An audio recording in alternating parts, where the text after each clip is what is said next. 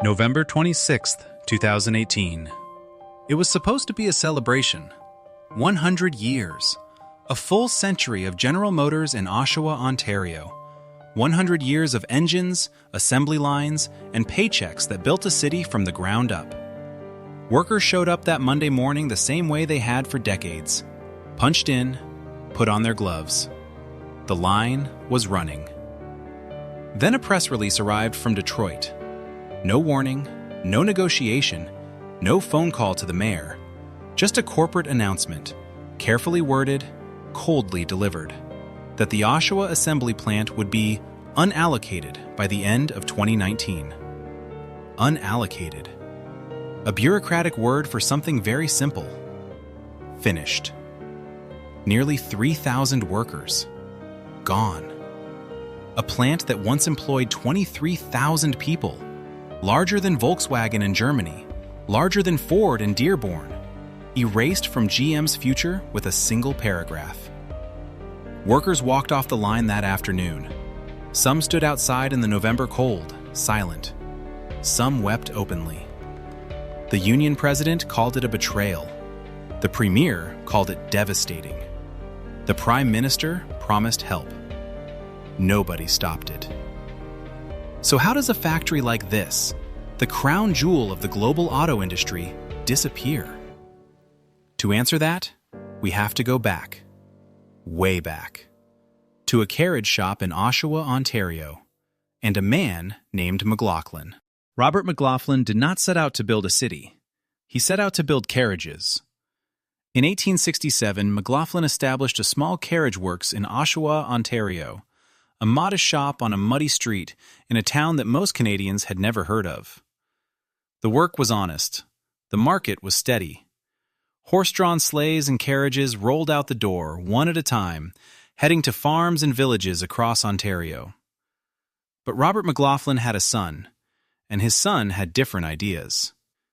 Samuel McLaughlin, Colonel Sam, as history would come to know him, grew up watching the carriage business with one eye and the future with the other. By the turn of the century, something new was coming down the road. It had 4 wheels, a combustion engine, and it did not need a horse. Sam McLaughlin understood, before most people in Canada did, that the age of the automobile was not coming, it was already here. In 1907, Sam McLaughlin struck a licensing deal with Buick Motor Company out of Flint, Michigan. The McLaughlin Carriage Works retooled. The horses were gone, the engines arrived. And in that first year, 198 McLaughlin Buick automobiles rolled out of Oshawa, hand-built, meticulously assembled, carrying a name that was equal parts Canadian pride and American engineering. 198 cars. It does not sound like much, but it was the beginning of everything. Oshawa was not even a city yet in 1907. It would not officially earn that designation until 1924. But while the paperwork of incorporation was still years away, the soul of the city was already being shaped, shift by shift, car by car, inside that factory on the south end of town. By 1918, Sam McLaughlin made a decision that would define Oshawa for the next 100 years. He sold the McLaughlin Motor Car Company to General Motors. The terms were significant. The McLaughlins received GM stock and $10 million to consolidate Canadian production, and Sam himself became the first president of General Motors of Canada Limited. It was not a surrender, it was a partnership, and for Oshawa, it was a rocket ship. GM brought capital, GM brought scale, GM brought the full weight of the largest automobile manufacturer in the world, and it planted that weight firmly in Oshawa, Ontario. By 1928, the Oshawa plant employed 8,100 workers across facilities spanning 59 acres. The city, now officially a city, was growing around it in real time. Streets were laid, houses were built, schools opened. Families moved in from across Ontario and beyond, chasing the same thing: a steady job, a union card, and a future you could count on. The factory and the city grew together, inseparably, like two vines climbing the same wall. To understand what GM meant to Oshawa, you have to understand what a company town actually feels like from the inside. It is not just about the jobs, though the jobs were enormous. At its peak, 1 in 3 workers in Oshawa either worked at GM directly or worked for a business that existed because GM workers needed somewhere to spend their paychecks. The restaurants, the hardware stores, the barbers, the landlords, all of it ran on the rhythm of the shift bell. When GM was hiring, Oshawa was alive. When GM cut shifts, the whole city felt it by Friday. That connection ran deeper than economics. It ran through families. Fathers brought sons to the line. Mothers brought daughters. There are families in Oshawa where 4 consecutive generations punched the same clock, wore the same union badge, and retired with the same GM pension. The plant was not a workplace. It was an inheritance. The city understood this and celebrated it openly. The local hockey team was named the Oshawa Generals, after General Motors. Murals went up on downtown walls depicting the McLaughlin carriage, the assembly line, the vehicles that put Oshawa on the map. The city adopted the motto, "The city that motivates Canada," a deliberate misspelling that put motors at the heart of everything. And then came the war. Between 1939 and 1945, the Oshawa plant underwent a transformation unlike anything before or since. The civilian assembly lines were converted. More than 300,000 military vehicles rolled out of Oshawa during the Second World War. Trucks, carriers, and fighting vehicles that crossed oceans and helped turn the tide of a global conflict. The men and women of Oshawa did not just build cars. For 5 years, they built the tools of liberation. When the war ended, the workers came home, and GM rewarded the city's loyalty in the most tangible way possible. In 1953, the massive South Plant opened its doors, completing what would become one of the largest automotive manufacturing complexes on the continent. The complex was now larger than Volkswagen's flagship facility in Germany, larger than Ford's iconic plant in Dearborn, Michigan. Oshawa was not a footnote in the North American auto industry. Oshawa was the North American auto industry, or, at the very least, its proudest expression.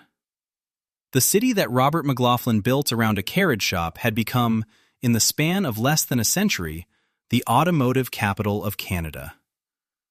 But a city built entirely around one company is also, quietly, a city built on a single point of failure. Nobody wanted to think about that. Not in 1953, not in 1965, not even in 1985. They were too busy building cars. Ask anyone who worked at GM Oshawa during the 1970s and 1980s what it felt like, and they will pause before answering. Not because they cannot remember, because they are trying to find words large enough for the memory. The plant ran 3 shifts, 6 days a week. Walking through the main floor was like walking through a controlled storm. The percussion of stamping machines, the white arc of welding torches, the mechanical choreography of thousands of workers moving in precise, practiced rhythms down lines that stretched the length of football fields. The smell of paint and steel and industrial solvent hung in the air like a permanent weather system. It was loud. It was hot. And for the people who worked there, it was everything. At its peak, Oshawa Assembly employed approximately 23,000 workers across its facilities. 23,000. To put that in perspective, that is more people than lived in many Canadian cities at the time.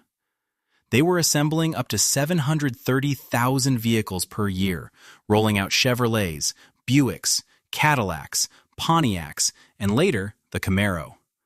Vehicles that ended up in driveways from Vancouver to Halifax and on export ships heading to Australia, New Zealand, South Africa, and the United Kingdom. Oshawa was not just building cars for Canada. It was building cars for the world. And the wages reflected the scale of the operation. A GM assembly worker in Oshawa during the 1980s earned enough to buy a house, raise a family, take a summer holiday, and retire with a pension that actually paid. These were not wealthy people by any economic definition, but they were secure. In an era when security was not guaranteed, that was worth everything. If you got a job in there, you were done, one retired worker recalled decades later. You've got it made. Most people thought that about GM. That sense of permanence was not naive.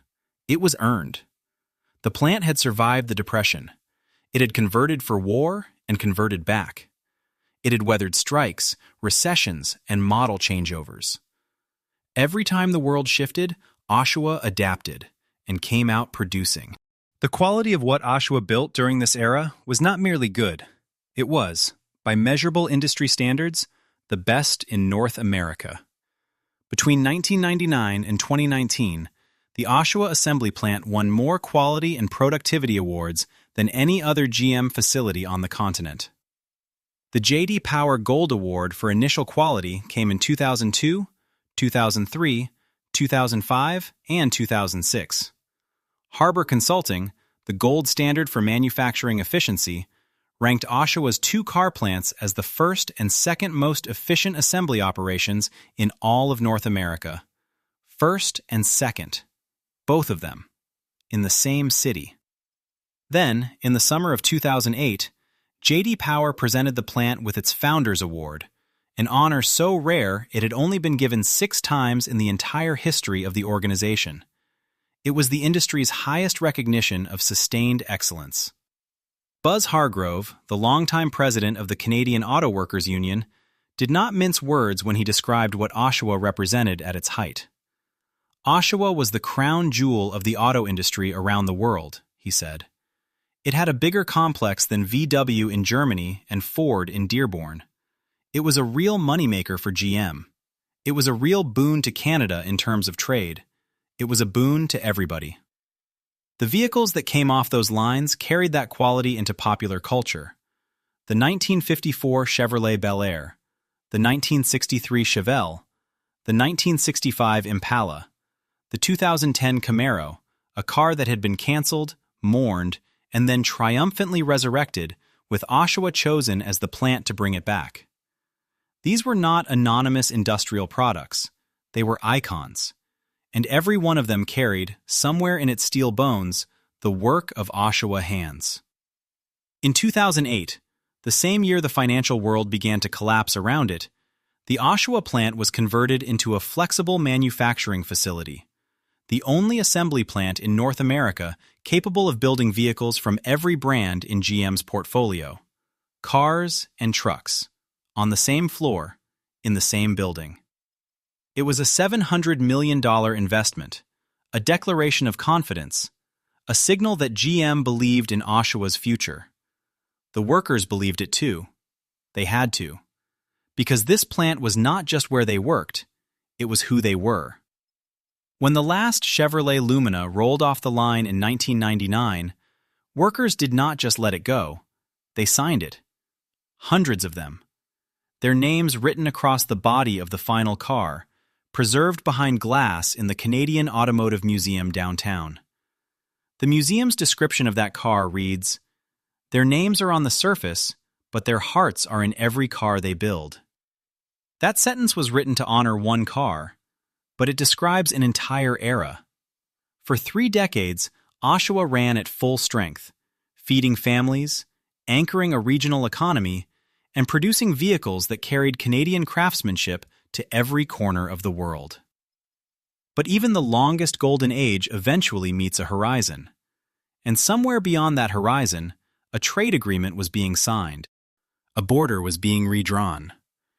And in corporate boardrooms far from Oshawa, Ontario, the math was being done on what it would cost to build a car in Mexico instead. The crown jewel was about to start losing its shine. Slowly at first, then all at once. Nobody announced the end of Oshawa in 1994. There was no press release, no protest outside the plant gates. Just a trade agreement, the North American Free Trade Agreement, signed with handshakes and optimism, promising prosperity for Canada, the United States, and Mexico alike. What NAFTA actually delivered, at least for automotive workers in Ontario, was something quieter, and far more corrosive. It opened a door, and through that door, over the following 2 decades, General Motors slowly walked its production out of Canada and into Mexico, where wages were a fraction of Oshawa's, where labor regulations were loose, and where the math looked very different on a corporate spreadsheet. It did not happen overnight. That was the cruelty of it. It happened gradually. One model reassigned here, one shift eliminated there. Slowly enough that each individual cut could be explained away, rationalized, absorbed. Workers were told it was temporary. They were told the plant was still valued. They were told to trust the process. By 2019, GM was producing approximately 1 million vehicles per year in Mexico. In Canada, with the Oshawa closure, that number would fall to roughly 200,000, about half of what Canada had been producing just a decade earlier. The migration was not a rumor. It was not a political talking point. It was a documented, deliberate, 2-decade-long transfer of manufacturing capacity from a high-wage Canadian workforce to a low-wage Mexican one. And the Canadian and Ontario governments, through successive administrations of every political stripe, largely watched it happen. The first blow that Oshawa could not explain away came in 2005. GM announced it would shut down Car Plant No. 2, one of the flagship assembly facilities in the complex. 3,750 jobs gone. The decision stunned the industry. It stunned the city. People who had spent their careers assuming that GM's commitment to Oshawa was permanent were confronted for the first time with evidence that it was not. The city absorbed it. What else could it do? Then came 2008, and the collapse that shook the entire global economy. General Motors, over-leveraged and undercut by declining car sales and rising fuel prices, filed for bankruptcy protection in 2009. It was one of the largest corporate bankruptcies in North American history. The U.S. government injected nearly $50 billion into the company. The Canadian federal government and the province of Ontario contributed a combined 11 billion Canadian dollars, acquiring a 10% ownership stake in return. Let that number settle for a moment.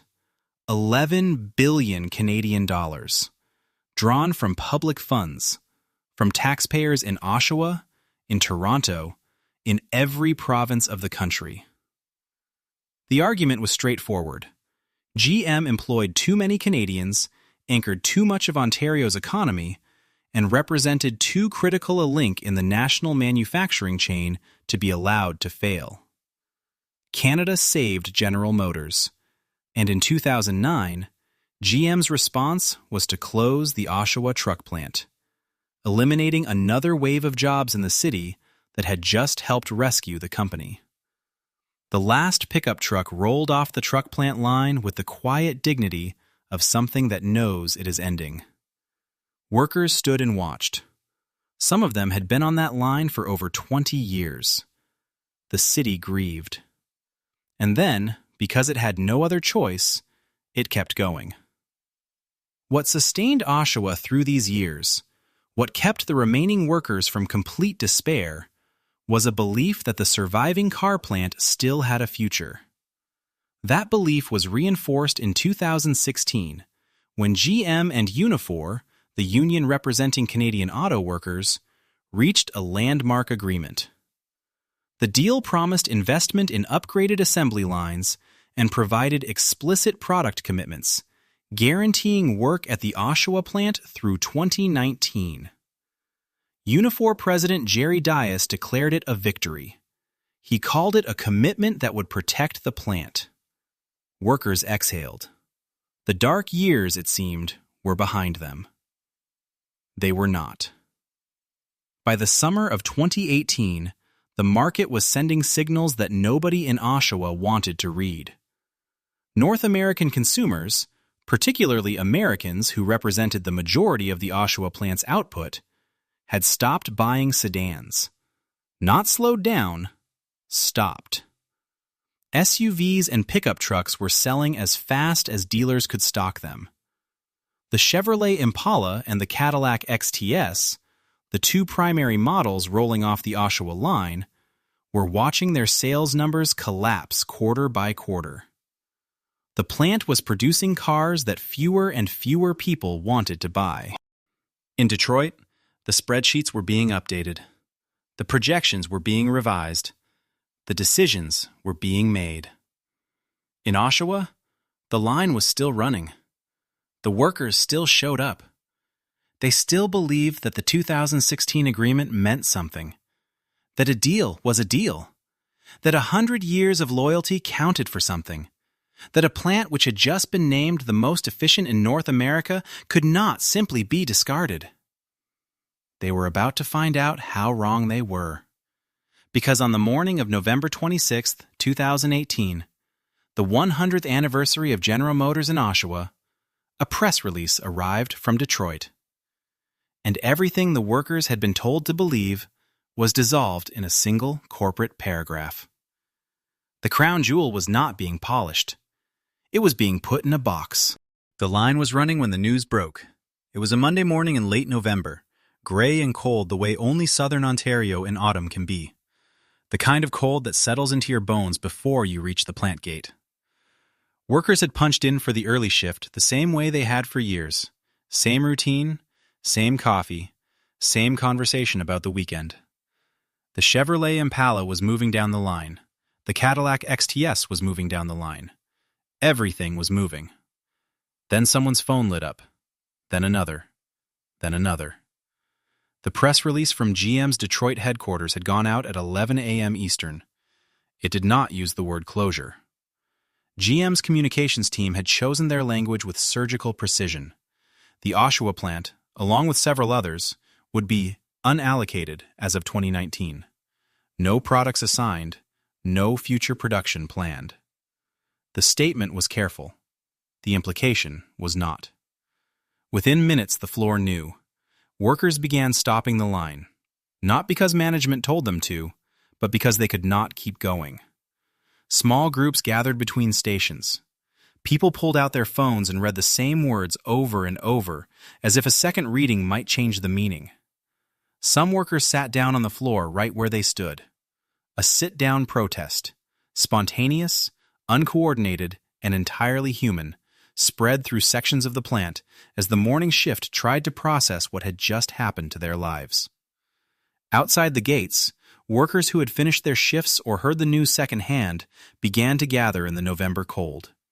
They stood in clusters, hands in pockets, not quite sure what they were waiting for, but unable to leave. Reporters arrived. Camera crews set up on the sidewalk. And the city of Oshawa, a city that had been built brick by brick and street by street around this plant, began to understand that something irreversible had just occurred. Nearly 3,000 jobs. Gone. Not immediately, not today, but gone, with the cold certainty of a corporate decision that had already been made, communicated, and finalized before a single worker in Oshawa had been informed. Unifor President Jerry Diaz did not wait long to respond. At a press conference that afternoon, Diaz stood before the cameras with the particular fury of a man who has just watched a promise be broken in public. He called the announcement a betrayal.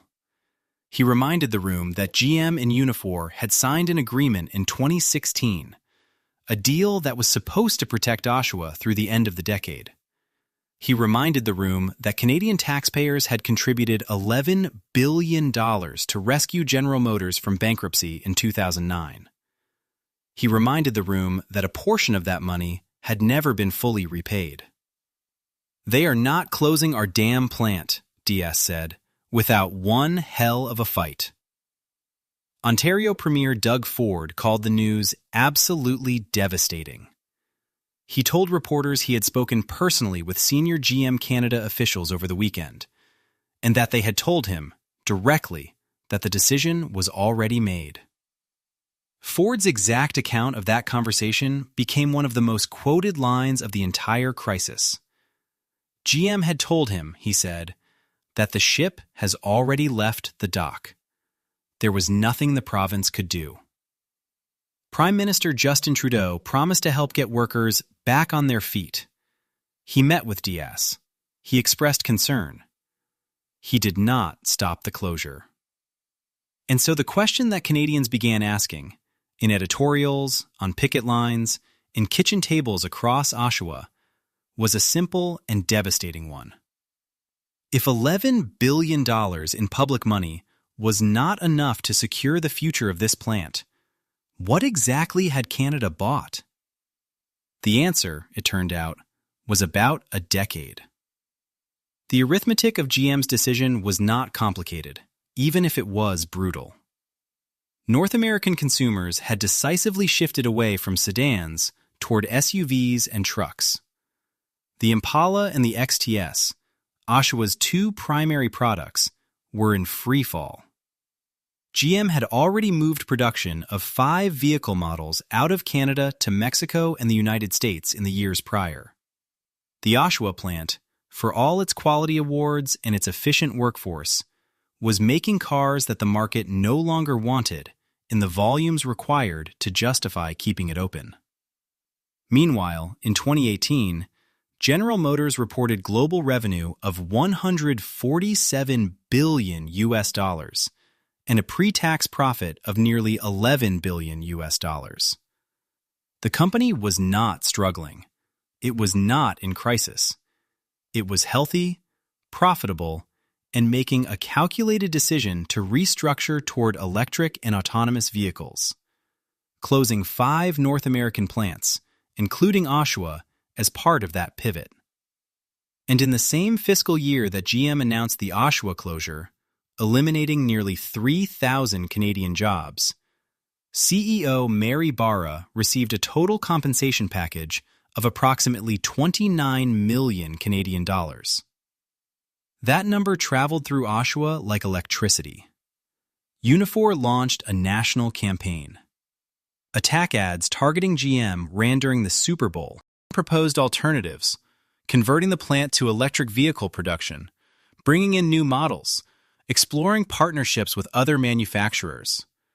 GM reviewed each proposal and declined them all. The company's position never wavered. The decision was made, the timeline was fixed, and the Oshawa Assembly Plant would cease vehicle production by the end of 2019. In May of that year, GM offered what it called a compromise. A $170 million Canadian dollar investment would keep a portion of the facility open, converting part of the plant to produce body stampings and sub-assemblies for other GM factories. An autonomous vehicle test track would be built on 22 hectares of the property. Approximately 300 jobs would be retained. 300 out of nearly 3,000. The rest? Workers who had spent 20, 25, 30 years on that line were offered a combination of retirement packages, retraining programs, and transfers to other GM facilities in Ontario. About half of the hourly workforce qualified for full retirement. The others were left to navigate a job market that had not prepared for them and that they had not prepared for. For a city that had given a century of its identity to one company, the terms of the ending felt less like a negotiation and more like a notice of eviction. The line kept running through the spring, the summer, and the fall of 2019. Fewer models, fewer workers. The plant winding down in slow motion. Like a clock that has been running for 100 years, finally losing its mainspring. December was coming, and with it, the last day. There are endings that arrive with noise and drama, and there are endings that arrive quietly, with the particular weight of something that has been coming for a long time and has finally, irreversibly, arrived. December 18th, 2019 was both. Workers came in for the final shifts the way they always had, through the same gates, past the same security booth, into the same locker rooms that smelled of decades of work. But nothing about that Wednesday felt ordinary. People moved more slowly. They stopped in hallways to talk to colleagues they had worked beside for 30 years. They took photographs of the line, of the machines, of each other. The way people photograph things they know they will never see again. Some workers had brought their children to stand outside the gates that morning, not to show them a factory, to show them a piece of family history. Fathers who had followed their own fathers through those gates wanted their sons and daughters to see it, just once, before it was gone. The mood inside was something that veterans of the plant struggled to describe afterward. It was not quite grief. It was not quite anger. It was something older and heavier than both. The particular feeling of watching something that was supposed to last forever come to its end on a Wednesday afternoon in December. The line ran its final hours with the same mechanical precision it had always maintained. The workers who remained did their jobs. They torqued the bolts, they fitted the panels, they ran the welds. Because that is what you do when you are a GM Oshawa worker. You do the job right, even on the last day. Especially on the last day. At approximately 4 p.m., the final vehicle reached the end of the assembly line. It was a white 2019 GMC Sierra SLE, a double-cab pickup truck assembled in Oshawa as final production of last-generation models that had been partially built at a plant in Indiana. It was not the most glamorous vehicle in the plant's long history. It was not a Camaro or an Impala or a Bel Air. It was a truck. But it was the last one. And in that moment, it carried the weight of everything. Before the Sierra rolled off the line, the workers made a decision. They would raffle it off among themselves, but not to keep the money. Every dollar raised would go to the Durham Region Children's Aid Foundation. Workers who had just lost their livelihoods, who were facing an uncertain January with mortgages and car payments and children of their own, reached into their pockets and raised $117,000 for kids in need. That number says more about the people of Oshawa than any productivity award ever could. Outside the plant gates, a small crowd had gathered in the frigid December air. Workers who had already finished their final shifts, labor leaders, a local politician, and ordinary citizens of Oshawa who felt compelled to bear witness. Someone had backed a GMC pickup truck against the curb, and speakers climbed into its bed to address the crowd, a makeshift stage for the end of an era. Roy Egan, a worker who had given years of his life to the plant, stood in the cold and wept. He was not the only one. Jennifer French, the NDP member of Provincial Parliament for Oshawa, told the crowd that people were angry. Angry at a provincial government and a federal government that had, in her words, turned their backs on Oshawa. She was right that people were angry, but anger was only part of what was in the air that afternoon. There was also something that defied easy political framing, a profound communal sense of loss that had nothing to do with party affiliation and everything to do with identity. The retirees who came to stand at those gates were not just mourning jobs. They were mourning a version of Canada, a version where a working-class family could build a stable life with their hands, where loyalty between employer and employee meant something, where a city and a company could grow up together and the arrangement could last. Greg Woods, a retired tradesman who had spent 31 years at the plant, put it plainly. 4 generations of his family had worked for GM. His children were among those losing their jobs that day. The younger generation that's in there now, he said, they're raising families. Some of them have bought houses. Some are both working in there, husband and wife, and they're going to struggle. Keith Watson, 30 years at the plant, remembered what the place had felt like at its best. It was like working for family, he said.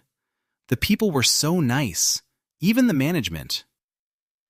Bernie Jones, nearly 30 years as a maintenance worker before his retirement, remembered the culture of craft that the plant had carried for generations. Every 3 months they'd move you to a different area, he said, and it was like working for a different company.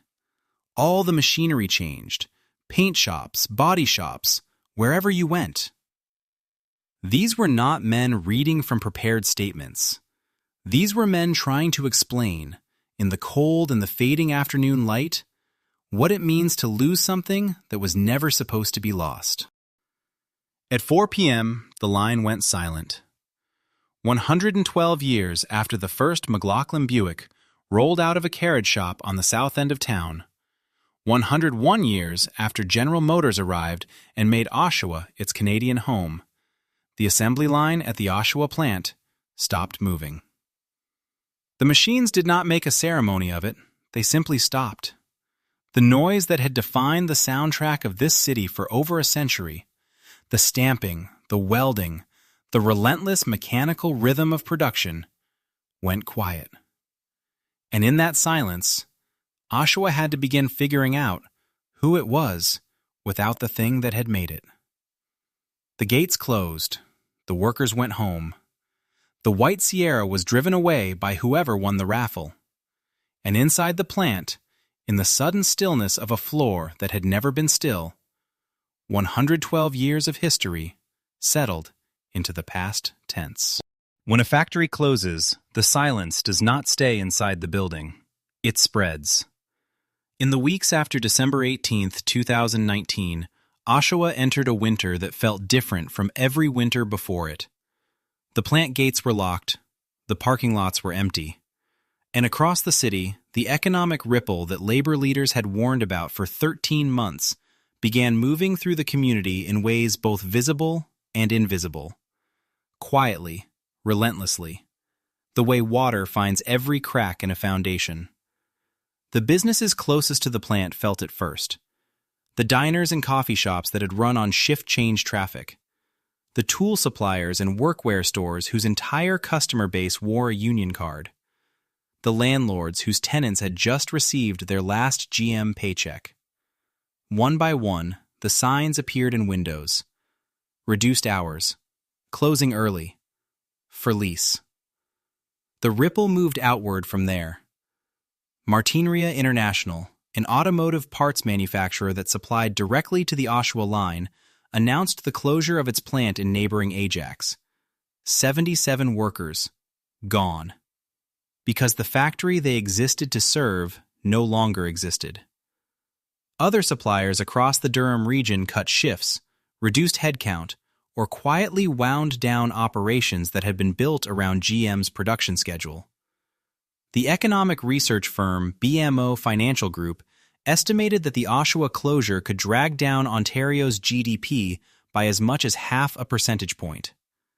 Analysts at one research institute calculated that the province stood to lose approximately $4 billion per year in economic output until 2030, along with roughly $1 billion annually in combined federal and provincial tax revenue. Nearly $225 million in annual income had been removed from the Oshawa economy in a single corporate decision. The human arithmetic was just as stark. Of the approximately 2,973 workers directly affected by the closure, roughly 1,200 qualified for full retirement packages, benefits that included a monthly pension, a vehicle voucher, and a lump sum payment. For those workers, the ending was painful but financially navigable. For the rest, workers in their 40s, workers with 15 or 20 years on the line, workers who were too young to retire and too specialized to easily pivot, the path forward was genuinely unclear. GM offered paid retraining programs and access to a job placement center. Some workers took transfers to GM's remaining Ontario facilities in St. Catharines and Ingersoll. Others entered retraining programs for trades, healthcare, or technology work. Many simply waited and hoped, and tried to hold their families together through an uncertainty they had never been asked to prepare for. There is a particular cruelty in losing a job that was supposed to last forever. It is not just the income that disappears. It is the structure, the daily purpose, the community of colleagues, the identity that comes from being part of something larger than yourself. For workers who had spent 3 decades on that line, the closure did not just take their jobs. It took the organizing principle of their adult lives. Oshawa had been here before. Not quite here, but close enough to have learned something. The plant had shed thousands of jobs through the 1990s and 2000s. The truck plant had closed in 2009. Each time, the city had absorbed the blow, diversified a little further, and kept moving. By 2018, manufacturing accounted for only about 8% of Oshawa's total workforce, down from 30% in the late 1980s. The city that once lived and died by the shift bell had, over decades of quiet necessity, built other foundations. Durham College had grown into a significant regional institution. The University of Ontario Institute of Technology, now Ontario Tech University, had opened its doors in 2003, bringing thousands of students and hundreds of academic jobs into the local economy. Lakeridge Health had expanded into one of Ontario's largest community hospital networks. Construction and real estate had boomed as Oshawa became increasingly attractive to Toronto commuters seeking affordable housing 45 minutes east of the city. These were real anchors. They mattered. An economist who studied the closure noted that Oshawa's diversification over the previous 2 decades would cushion the blow in ways that a 1985 version of the city could never have managed. But cushioning a blow is not the same as not feeling it. Because Oshawa's economic diversification, however real, had not touched something deeper, the city's sense of itself. The murals on the downtown wall still depicted assembly lines and McLaughlin carriages. The Canadian Automotive Museum still anchored the city's cultural identity to the vehicles built within its borders. The Oshawa General still carried the name of the company whose gates had just closed.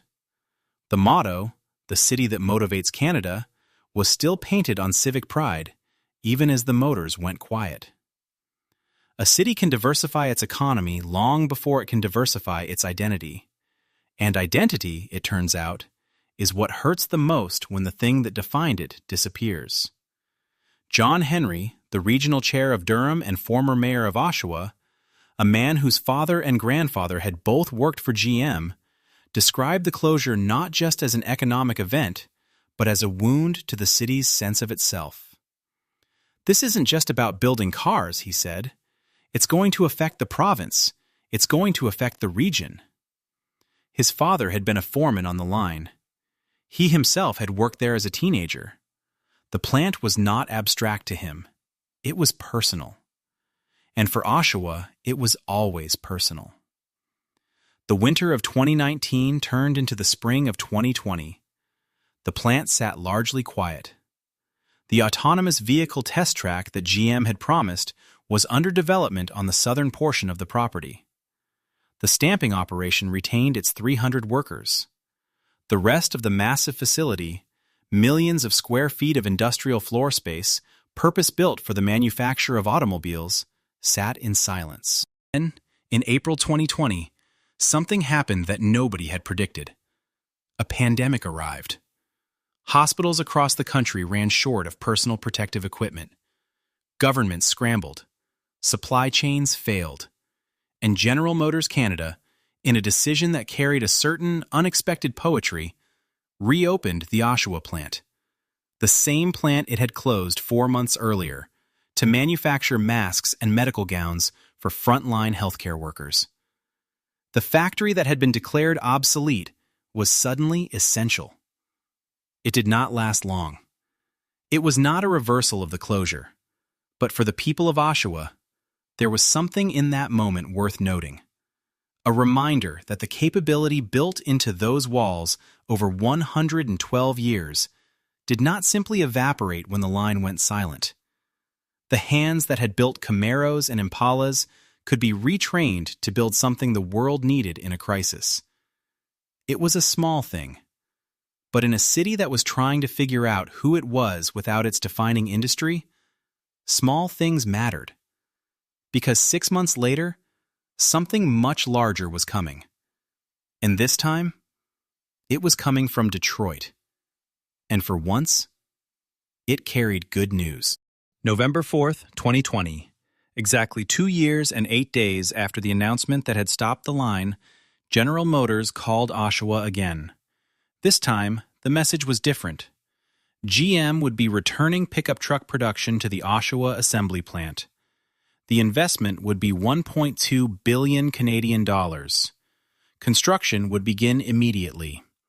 The target was to have the facility fully operational within a year, one of the most aggressive plant launch timelines in the company's history. Thousands of new jobs would follow. The city received the news with something more complicated than joy. There was relief, certainly. There was cautious optimism. There were union leaders who had fought for this outcome and allowed themselves a moment of vindication. But there was also a wariness that had not existed in Oshawa before November 2018. A new understanding, earned the hard way, that a GM announcement is not the same as a GM promise, and that a GM promise is not the same as a guarantee. Oshawa had learned something in those 2 years of silence. It had learned what it felt like to be discarded. And that knowledge does not simply disappear because the phone rings again. Still, the work began. What happened inside the Oshawa plant between November 2020 and November 2021 was, by any industrial measure, extraordinary. The old equipment was torn out. New body shop infrastructure was designed, manufactured, and installed. Robots were sourced. During a global supply chain crisis, during a pandemic, during a semiconductor shortage that was paralyzing the entire automotive industry. 3,000 people were hired, screened, and trained, many of them with no prior manufacturing experience. Thorsten Kosek, the plant director overseeing the transformation, described the scale of the challenge with a dry precision that captured its absurdity. All of this equipment had to be purchased, designed, and installed into a building in a year, he said, and 3,000 people had to be hired. We had old equipment to take out at the same time, and that was during COVID-19 and a toilet paper shortage. On November 10, 2021, the first Canadian-made Chevrolet Silverado Heavy Duty rolled off the line in Oshawa. It had taken exactly 1 year. GM called it one of the fastest plant launches in the company's history. The Silverado 1500 light-duty truck followed in May 2022. By mid-2022, the plant was running at full production, 3 shifts, 6 days a week. In June 2023, GM announced an additional $280 million investment to develop the next generation of pickup trucks in Oshawa, bringing the total committed investment to nearly $1.5 billion over 3 years. The plant was back. The line was running. The paychecks were flowing again. But the Oshawa that came back was not the Oshawa that had been lost. The numbers tell one part of the story. At its peak in the 1980s, the Oshawa Assembly Complex employed 23,000 workers. At the time of the 2019 closure, that number had fallen to approximately 2,500. When the plant reopened in 2021, GM hired 3,200 hourly workers, a modest increase over the closure-era workforce, but a fraction, barely 14%, of what the Golden Age had sustained.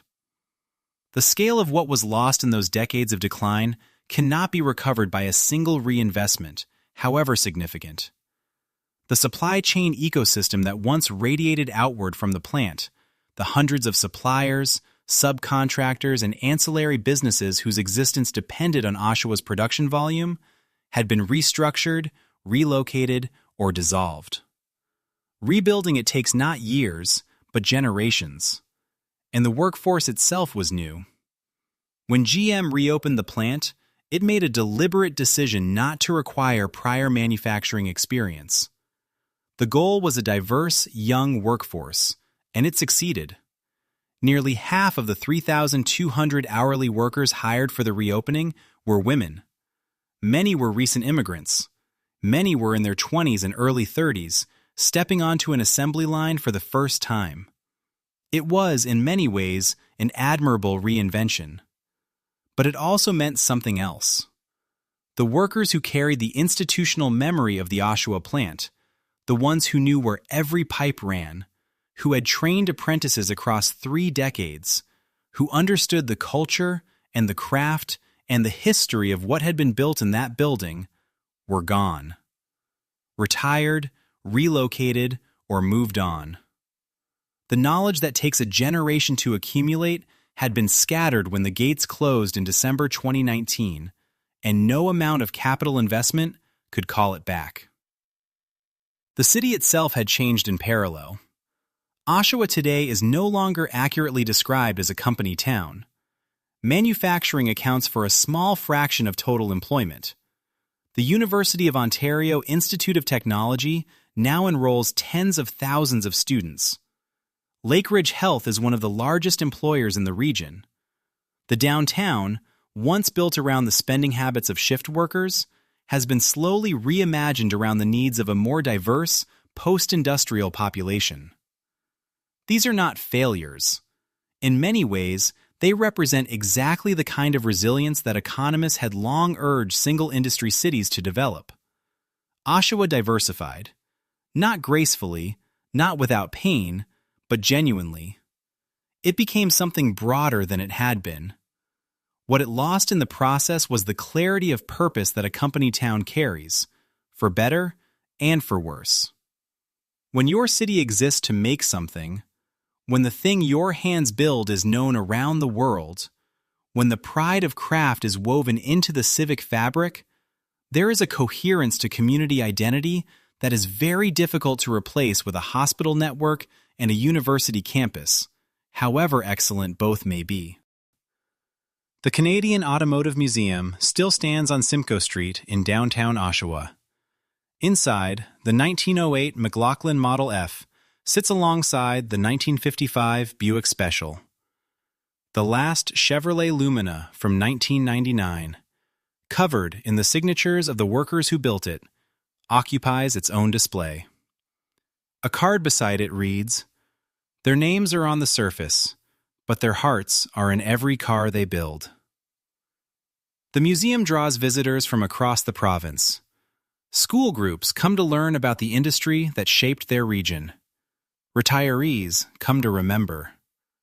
And occasionally, a young worker from the reopened plant, someone hired in 2021 or 2022, someone who was in elementary school when the last Impala rolled out, wanders through and encounters, perhaps for the first time, the full weight of the history they have inherited. And yet, even with the plant running again, even with $1.5 billion invested and 3,200 workers on the floor, the story of Oshawa Assembly refuses to arrive at a clean resolution. Because the forces that closed the plant in 2019 have not disappeared. They have simply taken new forms. General Motors is in the middle of a fundamental transformation toward electric vehicles, a transition that will eventually remake every assembly operation in its global network. The Silverado EV, GM's flagship electric pickup truck, is being produced in Detroit, not Oshawa. The decisions about which facilities will build the next generation of electric vehicles and which will be left behind are being made right now in the same boardrooms that issued the 2018 closure announcement. Oshawa has not been named as an EV production site. It has not been ruled out. It exists, for the moment, in the familiar and uncomfortable space of uncertainty. And then there are the tariffs. In 2025, the United States government imposed 25% duties on imported vehicles, a trade action that sent tremors through every automotive community in Canada. For Oshawa, whose Silverado production is deeply integrated into the North American supply chain, the tariffs represented exactly the kind of external shock that the city has learned, through bitter experience, it cannot control. Unifor Local 222 President Jeff Gray described the situation with the directness of a man who has been in this position before. "This is an unusual situation," he said, "because we're really in a fight with one man and his administration." Workers at the plant, many of them hired after the 2021 reopening, many of them unfamiliar with the cycles of crisis that their predecessors had weathered, found themselves navigating an uncertainty that felt both new and, to anyone who knew Oshawa's history, deeply familiar. Jennifer French, the NDP member of provincial parliament for Oshawa, captured the stakes with a precision that cuts through political language. "Oshawa has such deep roots when it comes to automotive," she said, "and we have such a storied history of building quality vehicles that it is impossible to imagine that coming to an end." Impossible to imagine. And yet, the workers of Oshawa have always known, at some level, that the arrangement between a city and a corporation is not a marriage. It is a contract, and contracts can be renegotiated. Contracts can expire. Contracts can be voided by a press release from Detroit on a cold Monday morning. What the people of Oshawa have demonstrated across 112 years of production, through strikes and recessions and bankruptcies and closures and pandemics and reopenings, is something that no contract can capture and no corporation can manufacture. It is the particular stubbornness of a community that knows what it is capable of building and refuses to accept that it is finished. The line is running today. The Silverados are moving. The shift bells ring at 4 a.m., and the workers come through the gates the same way workers have come through those gates for over a century. But in Oshawa, everyone old enough to remember December 18th, 2019, carries a knowledge that younger workers are still learning. They know that the line can stop. They know that 100 years of loyalty is not a guarantee. They know that the crown jewel can fall, and they show up anyway. Because that is what Oshawa does. That is what Oshawa has always done.